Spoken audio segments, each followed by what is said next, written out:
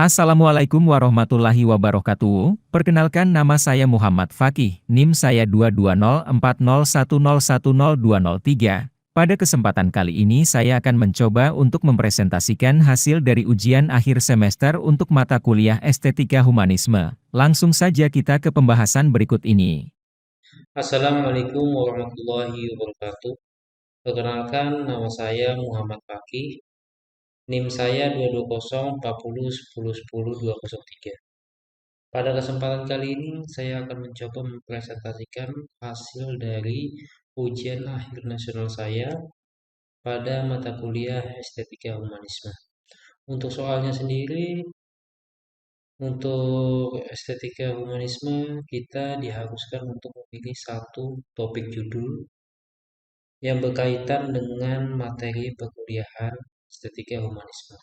Dan pada kesempatan kali ini saya memilih untuk mempresentasikan mengenai leadership, seni, dan gaya kepemimpinan. Langsung saja untuk ke poin-poinnya. Leadership, seni, dan gaya kepemimpinan. Kepemimpinan itu sendiri adalah seseorang yang dapat melihat bagaimana hal-hal dapat ditingkatkan dan yang mendorong orang untuk bergerak menuju visi yang lebih baik. Pemimpin dapat bekerja untuk mewujudkan visi, berkoordinasi, tetapi juga mengutamakan orang. Pemimpin tidak harus berasal dari latar belakang yang sama atau mengikuti jalur yang sama. Pemimpin masa depan sebenarnya akan lebih beragam, yang menghadirkan berbagai macam cara pandang. Kemudian untuk jenis-jenis teori kepemimpinan sendiri ada 7. Yang pertama, Great Man Theory. Yang kedua, Trait Theory. Yang ketiga, Contingency Theory. Yang keempat, teori gaya dan perilaku. Yang kelima, Behavioral Theories. Yang keenam, teori sekuen. Dan yang ketujuh, teori transaksional. Mari kita bahas satu persatu. Yang pertama, Great Theory. Pengertiannya atau dikenal sebagai teori orang hebat, membuat asumsi, bahkan sifat kepemimpinan dan bakat-bakat kepemimpinan di bawah seseorang semenjak orang tersebut dilahirkan. Dan teori ini berkembang sejak abad ke-19. Yang kedua, Trait Theory. Trait Theory atau yang sering kita sebut sebagai teori sifat kepribadian. Ini meyakini bahwa orang yang dilahirkan atau dilatih dengan kepribadian tertentu akan menjadikan mereka unggul dalam peran kepemimpinan. Kemudian selanjutnya ada kontingensi teori. Teori kontingensi atau yang berasal dari kontingensi teori menganggap bahwa tidak ada cara yang paling baik untuk memimpin dan menyatakan bahwa setiap gaya kepemimpinan harus didasarkan pada situasi dan kondisi tertentu. Kemudian selanjutnya ada teori gaya dan perilaku. Teori kepemimpinan yang berdasar gaya dan perilaku disebut sebagai kebalikan dari The Great Man Theory. Teori berdasar gaya dan perilaku menyatakan pemimpin hebat dibuat bukan untuk dilahirkan. Maksudnya bukan dilahirkan. Teori kepemimpinan ini fokus pada tindakan seseorang pemimpin, bukan pada kualitas mental atau sifat atau karakter bawaan dari orang tersebut. Kemudian ada behavioral theories. Behavioral theories merupakan reaksi atas trait theory. Teori perilaku atau behavioral theories ini menghadirkan sudut pandang baru mengenai kepemimpinan. Teori ini memberikan perhatian kepada perilaku para pemimpin itu sendiri daripada karakteristik mental, fisik, dan sosial pemimpin tersebut. Teori ini menganggap bahwa keberhasilan seseorang pemimpin ditentukan oleh perilakunya dalam melaksanakan fungsi-fungsi kepemimpinan dan perilaku tersebut dapat dipelajari atau dilatih. Selain itu, teori ini menganggap bahwa kepemimpinan yang sukses adalah kepemimpinan yang didasarkan pada perilaku yang dapat dipelajari. Dan ada teori sekuen. Teori kepemimpinan Seven atau dalam bahasa Indonesia disebut sebagai pelayan pertama kali diperkenalkan pada awal tahun 1970-an.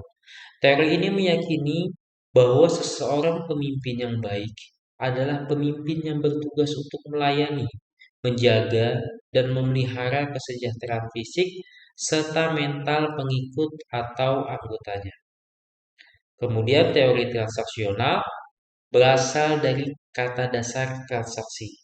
Teori ini menggambarkan suatu gaya kepemimpinan yang berdasar pada perjanjian atau kesepakatan yang dibuat seseorang dengan orang lain. Dalam hal ini, tentunya yang menjadi pelaksana adalah pemimpin dan staf atau pengikutnya. Perjanjian ini dibuat dengan tujuan mendapat pertukaran atau transaksi yang sepadan atau saling menguntungkan antara pemimpin dengan staf. Kemudian kita ke tipe-tipe gaya kepemimpinan. Yang pertama, tipe-tipe gaya kepemimpinan ada otoriter. Tipe pemimpin ini umumnya terpusat pada bos yang menjadi pemegang kekuasaan tertinggi. Mulai dari peraturan, prosedur, maupun membuat keputusan akan didominasi oleh pihak tertentu. Sehingga orang yang bekerja dalam naungannya harus mengikuti dan menjalankan perintah. Meskipun bersifat satu arah, pemimpin dengan tipe kepemimpinan otoriter memiliki kelebihan dan kekurangan. Seperti ini. Kelebihan untuk pemimpin otoriter yang pertama dapat mengambil keputusan dengan cepat karena bersifat satu arah saja. Yang kedua, memiliki sifat tegas dan tidak segan menegur karyawan jika melakukan kesalahan yang terjadi. Yang ketiga, lebih mudah melakukan pengawasan dalam lapangan kerja, kemudian memberikan dorongan motivasi dalam produktivitas secara spesifik, menghasilkan hasil yang konsisten, dan adanya rantai komando yang jelas. Dan juga kekurangannya adalah yang pertama menghadirkan suasana yang kaku, besarnya peluang untuk terjadi keluhan, pengunduran diri karena rasa tidak nyaman. Yang ketiga adanya peluang untuk merasa tertekan jika adanya perbedaan antara pemimpin dan karyawan. Kemudian yang keempat, minimnya kreativitas terbatas dari karyawan, menimbulkan keluhan, pemusuhan, dan adanya peluang terjadinya perpindahan kerja. Dominasi yang berlebihan membuat munculnya oposisi. Dan yang terakhir, disiplin yang terjadi bisa saja karena adanya rasa ketakutan. Kemudian tipe gaya kepemimpinan yang kedua adalah demokratis. Jenis tipe kepemimpinan yang disukai banyak karyawan karena memberikan kebebasan untuk berpendapat, mengembangkan bakat, dan peluang untuk menjadi lebih baik. Meskipun terlihat positif, ada juga kelebihan dan kekurangannya. Mari kita lihat kelebihannya. Yang pertama ada hubungan yang baik antara pemimpin dan karyawan, memberikan rasa penghargaan, peluang untuk berkreativitas, memberikan rasa aman dan percaya, lahir semangat karena didukung motivasi. Kemudian ada juga kekurangannya. Yang pertama, proses pengambilan keputusan yang memakan waktu yang lebih lama. Kedua, dapat memicu konflik. Dan yang ketiga, sulit menemukan kata setuju. Kemudian tipe yang ketiga ada delegatif. Pemimpinnya memberikan wewenang bagi anggotanya untuk mengambil keputusan dan hanya bisa dijalankan oleh orang-orang tertentu. Dianggap memiliki banyak kelemahan, namun hal ini tentu tidak mutlak karena tentunya kembali kepada. Kemudian kelebihannya, yang pertama cocok memimpin grup atau individu dengan motivasi tinggi. Kemudian memberikan rasa kepercayaan tinggi, kemudian membuat rasa nyaman. Dan kekurangannya, tidak adanya arahan langsung, sulit dipraktekkan bagi mereka yang kurang bertanggung jawab, kemudian kurangnya motivasi dan kepatuhan bagi pihak tertentu.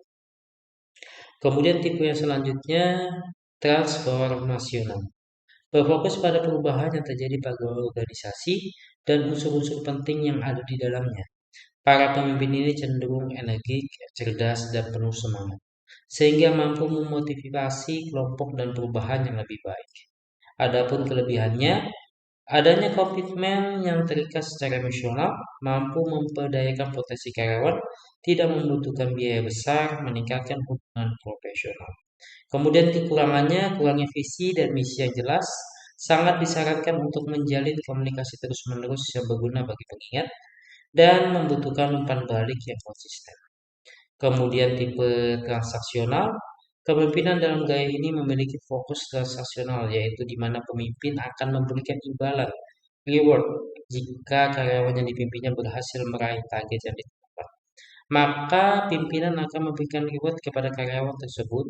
Maka pemimpin tipe ini disebut transaksional karena memberikan punishment dan reward sesuai dengan usaha yang karyawan lakukan. Kemudian untuk kelebihannya ada memicu produktivitas karyawan agar mendapat reward. Yang kedua, memiliki target yang jelas kepada setiap karyawan. Yang ketiga, mampu memotivasi kinerja karyawan. Dan kekurangannya fokus pada jangka pendek. Kemudian ada birokrasi dalam menjalankan tugasnya pemimpin sekelompok orang. Pemimpin ini selalu mengacu pada aturan, SOP, dan ketentuan yang berlaku. Gaya kepemimpinan birokrasi sering ditemui pada perusahaan yang memiliki budaya kerja tradisional, di mana senioritas masih umum terjadi. Kemudian kelebihan birokrasi yang pertama ada aturan yang jelas untuk setiap bawahan yang bekerja. Yang kedua ketertiban dalam bekerja. Kemudian kekurangannya karakternya stagnan dan tidak bisa berkembang ke arah yang lebih baik. Yang kedua banyak karyawan yang merasa tidak nyaman dengan adanya banyak hal. Dan yang ketiga atasan sulit untuk mendengarkan masukan baru. Kemudian skill yang harus dimiliki oleh seorang pemimpin adalah yang pertama delegasi tugas. Mendelegasikan adalah salah satu tanggung jawab inti seorang pemimpin. Tetapi mendelegasikan secara efektif bukanlah hal yang mudah. Dengan mendelegasikan tugas, pemimpin perlu mendorong bawahan untuk bekerja lebih efektif, mengarahkan dengan baik, membantu bawahan langsung Anda berkembang, dan perlu mengambil keputusan tepat untuk langkah berikutnya. Kemudian ada komunikasi, kepemimpinan yang efektif dan komunikasi yang efektif adalah dua hal yang saling terkait. Anda harus dapat berkomunikasi dengan berbagai cara, mulai dari memberikan informasi hingga melatih orang-orang. Anda juga harus dapat mendengarkan, kemudian berkomunikasi pada semua orang. Kualitas dan efektivitas komunikasi di seluruh organisasi Anda secara langsung mempengaruhi keberhasilan strategi bisnis Anda juga. Kemudian ada influence people. Bagi sebagian orang, influence terasa seperti kata yang kotor. Di lain sisi, influence berarti mampu meyakinkan orang melalui daya tarik logis, emosional, atau kooperatif. Seorang pemimpin juga perlu memiliki sifat menginspirasi pada karyawan lainnya dengan. Kemudian ada respect, memperlakukan orang dengan hormat setiap hari adalah salah satu hal terpenting yang dapat dilakukan seorang pemimpin. Ini akan meredakan ketegangan dan konflik, menciptakan kepercayaan, dan meningkatkan efektivitas. Kemudian ada learning agility. Belajar untuk bersikap agil adalah kemampuan untuk mengetahui dengan cepat apa yang harus dilakukan ketika Anda tidak tahu apa yang harus dilakukan. Jika Anda seorang yang cepat atau mampu unggul dalam keadaan yang tidak biasa, Anda mungkin sudah belajar dengan baik. Tapi siapapun dapat mengembangkan untuk bersikap agil melalui latihan, pengalaman, dan usaha. Mungkin itu saja yang bisa saya sampaikan, kurang dan lebihnya saya mohon maaf. Assalamualaikum warahmatullahi Sekian untuk wabarakatuh. presentasi yang bisa saya buat, kurang dan lebihnya saya mohon maaf. Saya akhiri Assalamualaikum warahmatullahi wabarakatuh. Sampai jumpa.